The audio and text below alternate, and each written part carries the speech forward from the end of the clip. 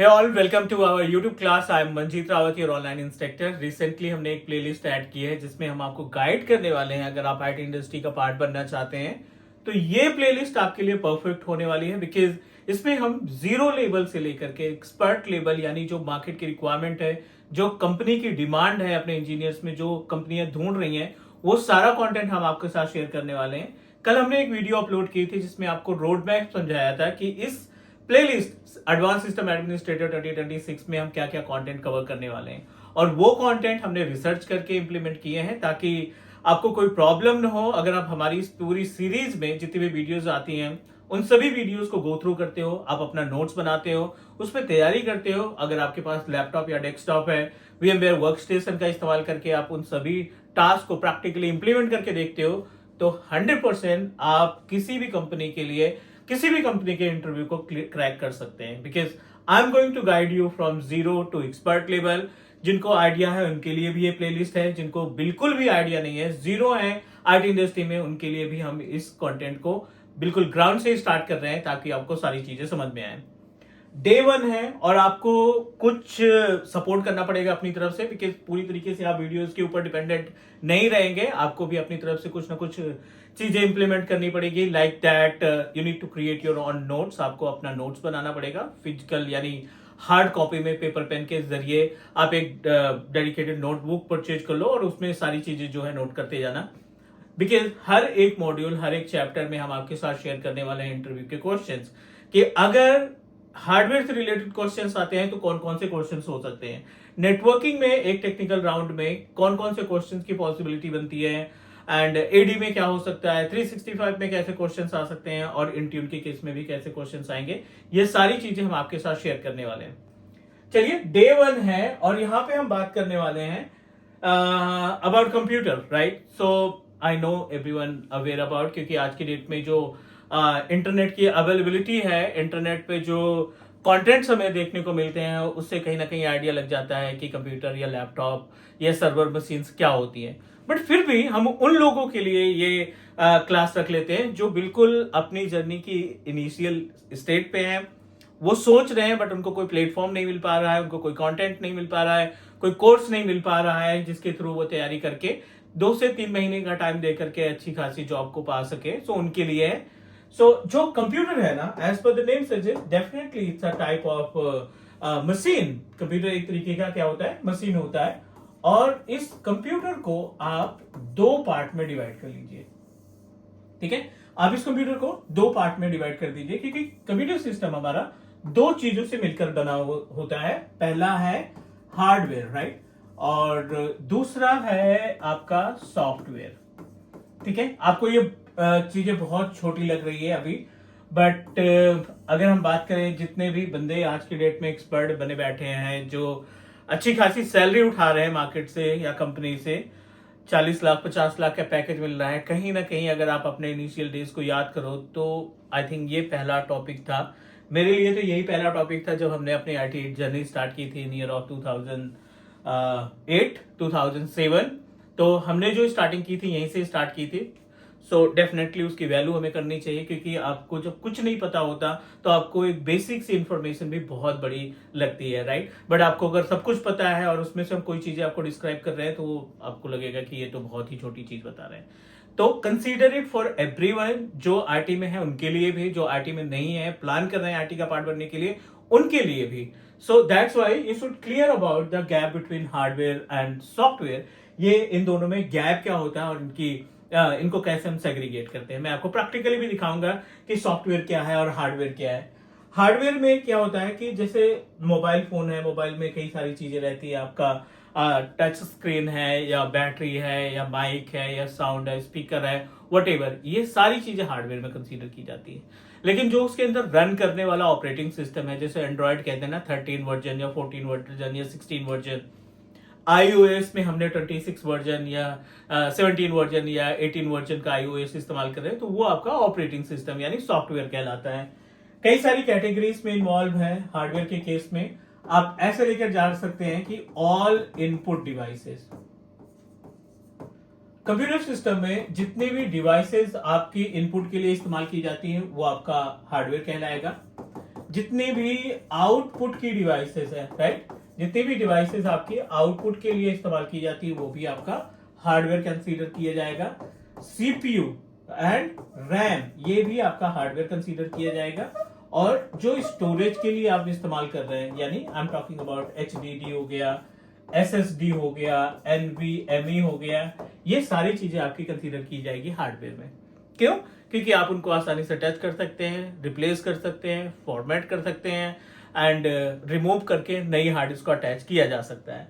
अब यहीं पे अगर हम बात करें सॉफ्टवेयर के केस में, तो सॉफ्टवेयर में क्या क्या चीजें आती हैं? सॉफ्टवेयर में ऑल एप्लीकेशन, जितने भी एप्लीकेशन आप इस्तेमाल करोगे, इंस्टॉल करोगे, वो आपका सॉफ्टवेयर में कंसीडर किया जाएगा। ऑपरेटिंग सिस्टम्स, कोई भी ऑपरेटिंग सिस्टम हो सकता है, जैसे आप यू आर अवेयर अबाउट कि विंडोज ऑपरेटिंग सिस्टम, राइट, एक विंडोज का ऑपरेटिंग सिस्टम है अपने पास, and we are able to find Linux operating system है अपने पास, मैक ऑपरेटिंग सिस्टम है। तो ये सारे जो ऑपरेटिंग सिस्टम्स है वो आपके कंसीडर किए जाते हैं एज ए सॉफ्टवेयर।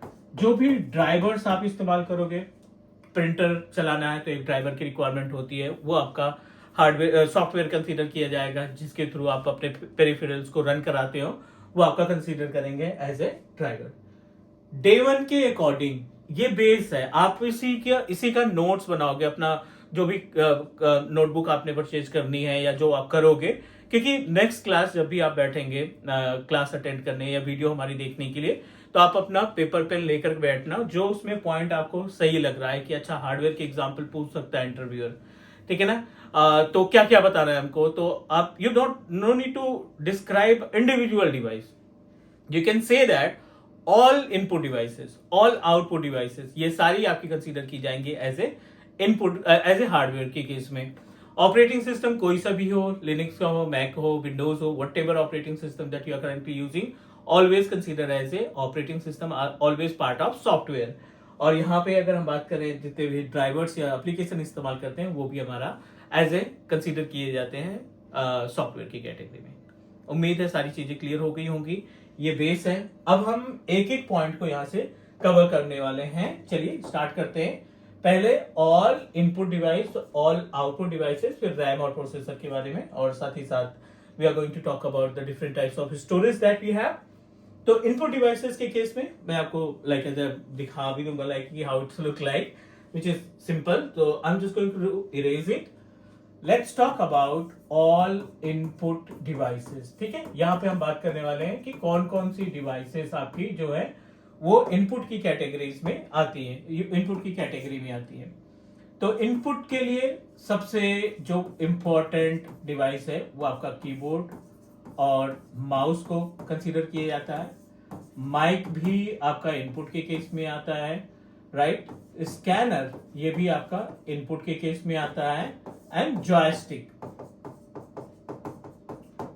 ठीक है। जॉयस्टिक भी आपका इनपुट के केस में आता है, क्योंकि जिससे आप गेम खेलते हैं वो आपका इनपुट की कैटेगरी में आता है। And what about the output, ठीक है, ये तो हो गया इनपुट की बात। अब यहीं पे हम बात कर लेते हैं आउटपुट डिवाइसेस के बारे में, कि कौन कौन सी डिवाइसेस हैं जो हमारी आउटपुट के केस में कंसीडर की जाएगी। तो आउटपुट में आपका मॉनिटर सबसे पहला जो है वो है मॉनिटर, राइट। दूसरा प्रिंटर भी हमारा आउटपुट के केस में आता है, and third number scanner, not scanner, speaker, ठीक है। स्कैनर तो आपका इनपुट में आ गया, आपका जो स्पीकर है ना वो भी आपका आउटपुट के केस में कंसीडर कर सकते हैं।